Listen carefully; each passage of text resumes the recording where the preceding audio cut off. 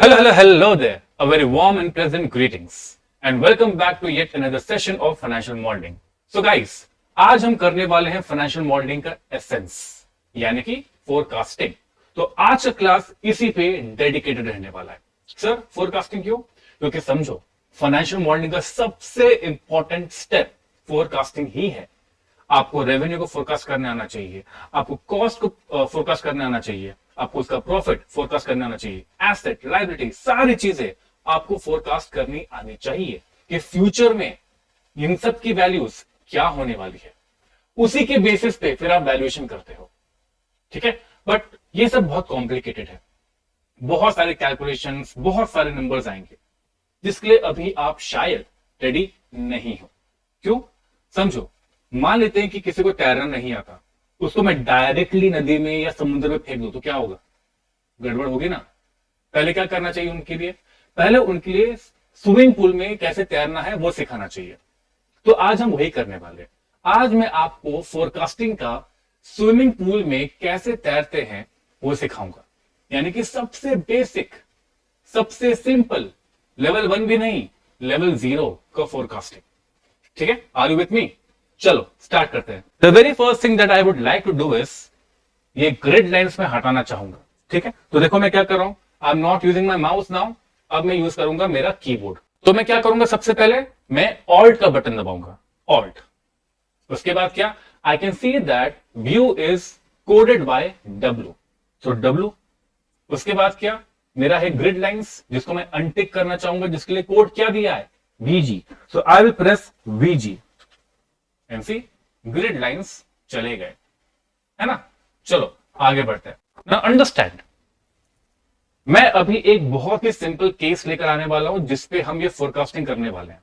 ठीक है, तो आप सभी ने मैगी के बारे में सुना है, इंस्टेंट नूडल्स, सभी का फेवरेट, मेरा भी। आज थोड़ा उसके एग्जाम्पल के साथ आगे बढ़ते हैं। ठीक है, तो मान लेते हैं ये है मेरा ईयर और यहां पर है मेरा मार्केटिंग का एक्सपेंडिचर। ठीक है, उसी के साथ मैं बाजू में लिखता हूं क्या, मैं लिखता हूं मेरा रेवेन्यू। ओके,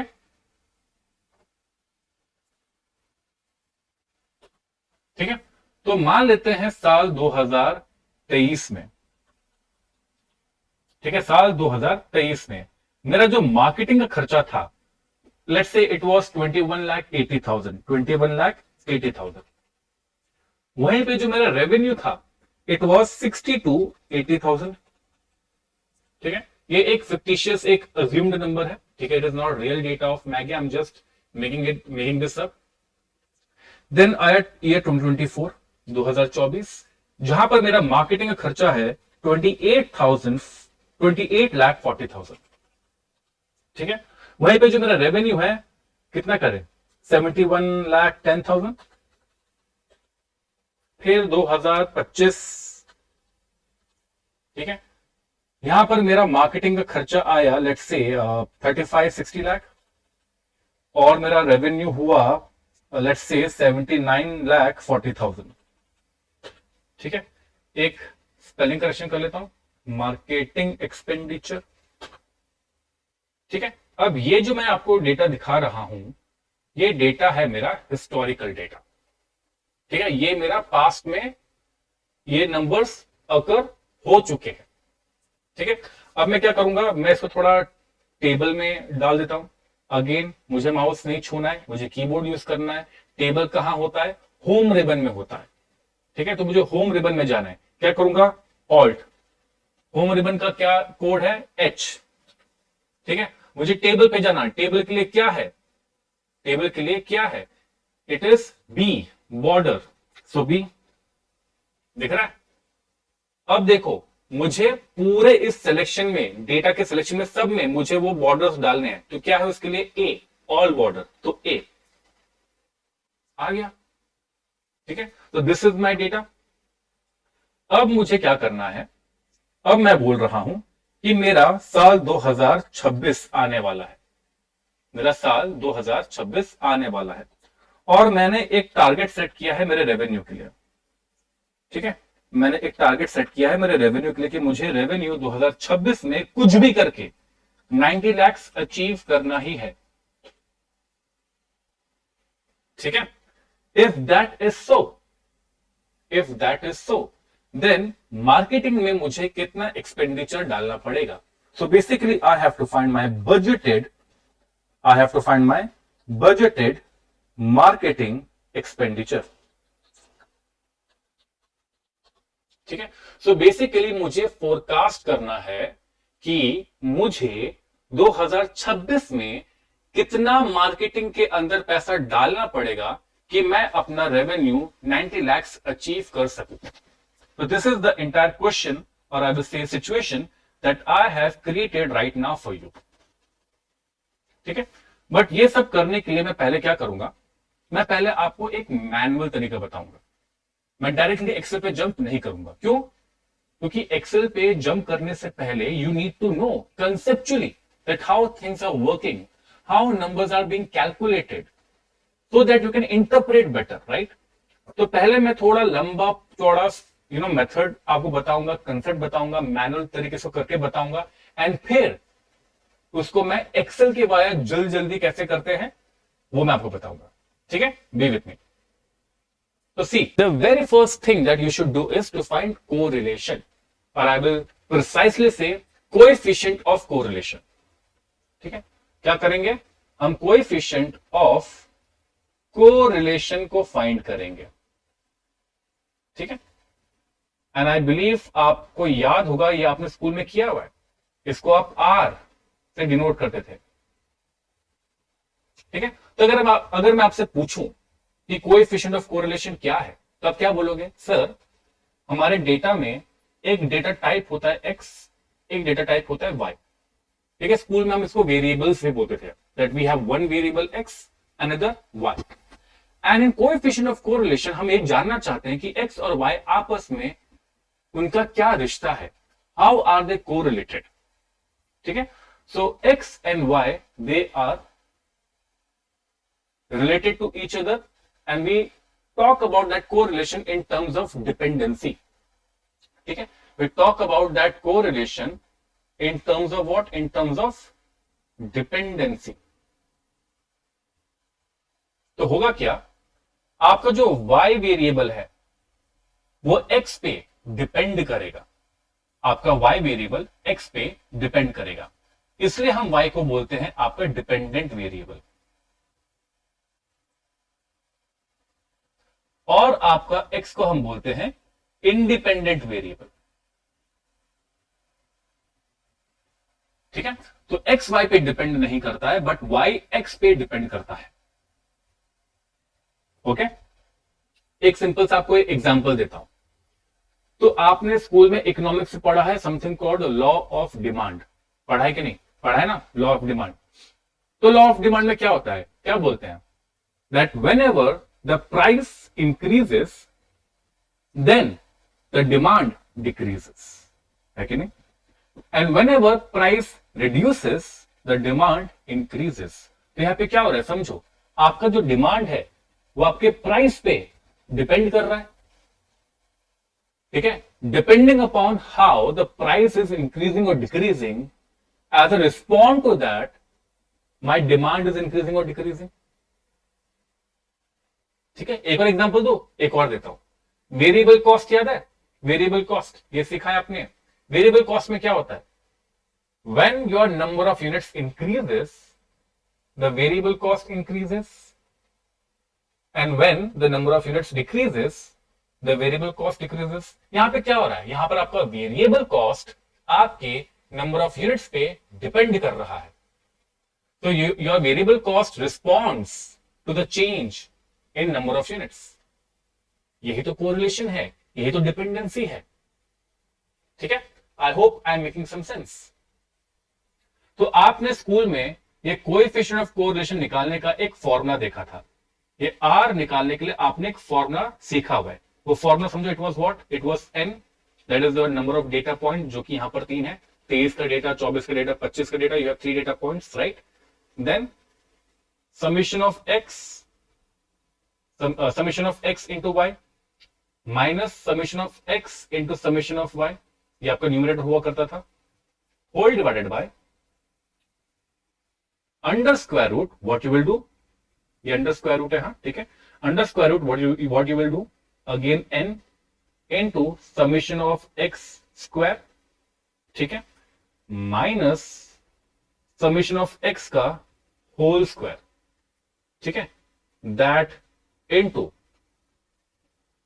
अब मेरे पास स्पेस खत्म हो गया तो मैं नीचे लिख रहा हूं गाइस, ये यहां पे कंटिन्यू होना चाहिए था, मेरे पास स्पेस नहीं मिल रहा लिखने का तो मैं नीचे लिख रहा हूं, ठीक है, तो I am writing it down, ठीक है, तो दिस इनटू आपका वापस bracket open n summation of y square minus summation of y का होल स्क्वायर, ब्रैकेट क्लोज। तो ये आपका फॉर्मूला था for finding coefficient of correlation. Sir ये तो आपने स्कूल का डरावना सपना याद दिला दिया।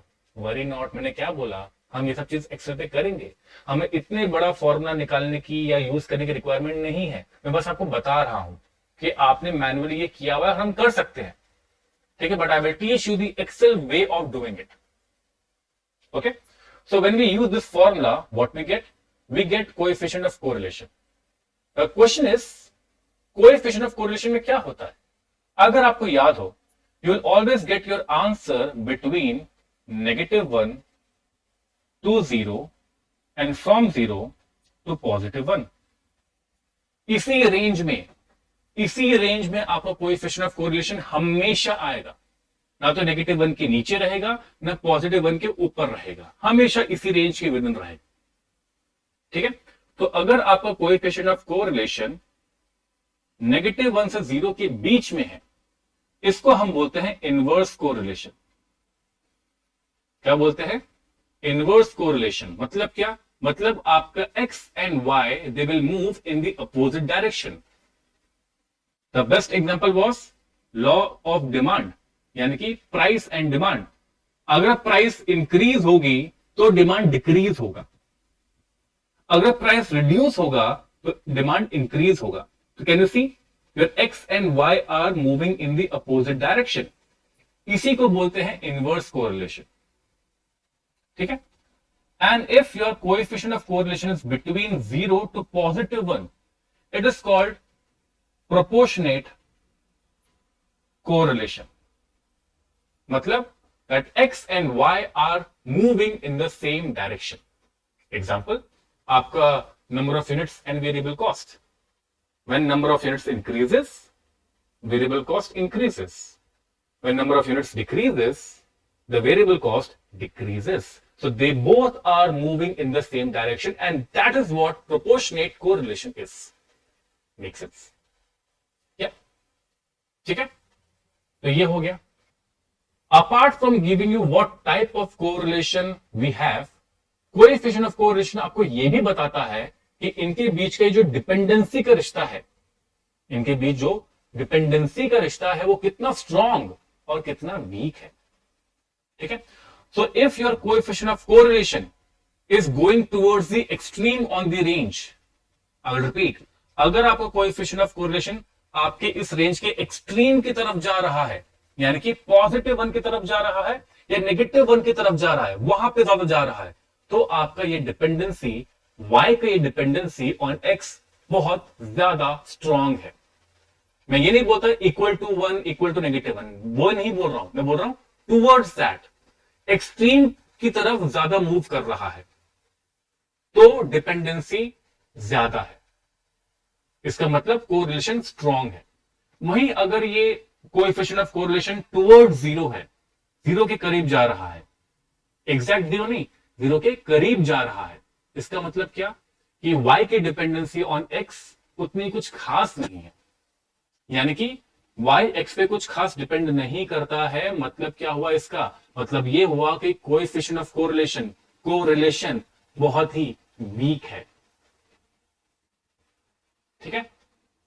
अब इन सब का मेरे इस डेटा से क्या ताल्लुकात है, क्या मतलब वो ये सब डिस्कशन का विथ माय एग्जिस्टिंग केस?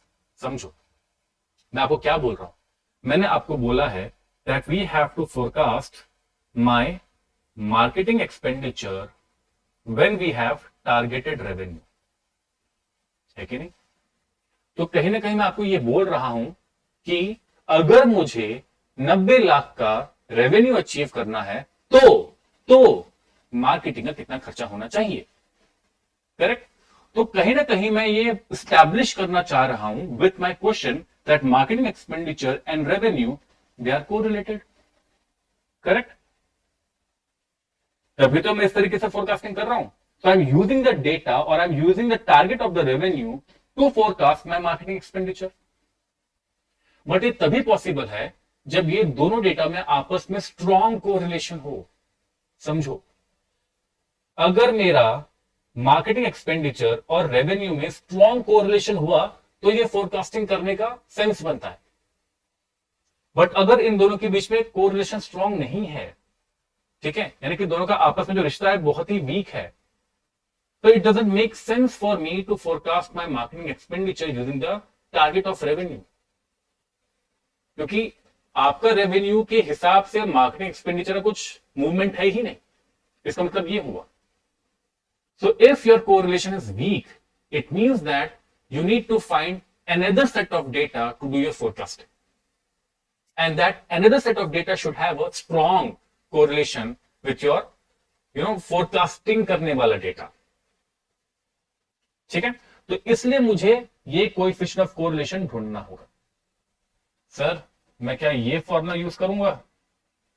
अगर मैं फाइनेंशियल मॉडलिंग में हूं तो नहीं, क्योंकि एक्सेल में ये काम हम बहुत ही इजीली, बहुत ही जल्दी कर सकते हैं. तो देखो मैं क्या करने वाला हूं, मैं फाइंड करना चाहता हूं कोरिलेशन. पहले तो मैं लिख देता हूं, I want to find coefficient of correlation. ठीक है, जिसके लिए एक फंक्शन है, बहुत ही बेहतरीन फंक्शन है. तो देखो मैं क्या कर रहा हूं, इज इक्वल टू कोरल. दिख रहा है? देखो यहां पे सिंटेक्स पे लिखा हुआ भी है, मतलब सिंटेक्स अभी आया नहीं बट देखो लिखा हुआ है, डिस्क्रिप्शन देखो फंक्शन की, returns the correlation coefficient between two data set. ठीक है, तो देखो सबसे पहले क्या पूछ रहा है, एरे 1 यानी कि data set 1, data set 1 marketing, comma, अब वो पूछ रहा है एरे 2 यानी कि डेटा सेट 2. दे देता हूं मैं रेवेन्यू का. दोनों डेटा सेट दे दिया मैंने, हिस्टोरिकल डेटा वाला दे दिया मैंने, ब्रैकेट क्लोज, एंटर. तो देखो क्या आ रहा है, my coefficient of correlation is very very near to +1, है कि नहीं? 0.9997. तो ये कोएफिशिएंट ऑफ कोरिलेशन बहुत ही ज्यादा स्ट्रॉन्ग है बिकॉज ये टूवर्ड्स 1 की तरफ है. तो इससे दो चीज मालूम पड़ रही है. पहला कि मार्केटिंग एक्सपेंडिचर और रेवेन्यू में जो कोरिलेशन है, जो रिश्ता है वो है प्रोपोर्शनेट. हमारे बीच जो रिश्ता है वो है प्रोपोर्शनेट और वो है very very very very strong. ठीक है, अब एक और चीज, बिफोर आई मूव फॉरवर्ड, एक और चीज जो आपको अब तक गेस कर लेनी चाहिए, बट फिर भी मैं आपसे पहले क्वेश्चन पूछूंगा, मुझे जवाब दो. मार्केटिंग एक्सपेंडिचर एक data set, revenue another data set. दोनों में से एक्स कौन है, वाई कौन है, यानी कि डिपेंडेंट वेरिएबल कौन सा है और इंडिपेंडेंट वेरिएबल कौन सा है? सोचो सोचो, जल्दी बताओ. ठीक है, कमेंट. ठीक है, चलो अब देखते हैं इसमें से कौन सा एक्स है, कौन सा वाई है. बहुत ही सिंपल, बहुत ही सिंपल. आप खुद से क्वेश्चन पूछो, आप खुद से पूछो, क्या रेवेन्यू इसलिए होता है क्योंकि मार्केटिंग की जा रही है, या फिर मार्केटिंग इसलिए हो रहा है क्योंकि रेवेन्यू की जाती है? Let me repeat my question. When you talk about revenue, is my revenue happening because I'm doing marketing, or is my marketing happening because I'm doing revenue? Which one is the right statement? And the right statement is the former one, the first one. मेरा जो revenue है वो इसलिए अकर हो रहा है क्योंकि मैं मार्केटिंग कर रहा हूं. मार्केटिंग का और क्या पर्पस है, आप मुझे बताओ. What is the purpose of doing marketing? अगर मैं मैगी हूं, मैंने टीवी में एड चलाया है, मेरा टीवी में ऐड चल रहा है, मैं टीवी में ऐड क्यों चला रहा हूं, मैं उसके लिए पैसा क्यों दे रहा हूं? मैं इसलिए दे रहा हूं ताकि वो ऐड देखा जाए, उस ऐड को देखने के बाद लोगों के मन में आए कि हाँ मुझे ये मैगी कंज्यूम करना है, और वो दुकान में जाके वो मैगी परचेज करे, मेरे लिए रेवेन्यू लेकर आए। समझ रहे हो?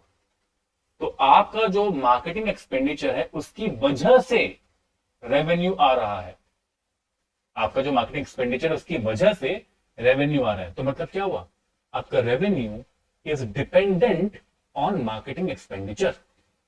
तो आपका revenue is Y and marketing expenditure is x.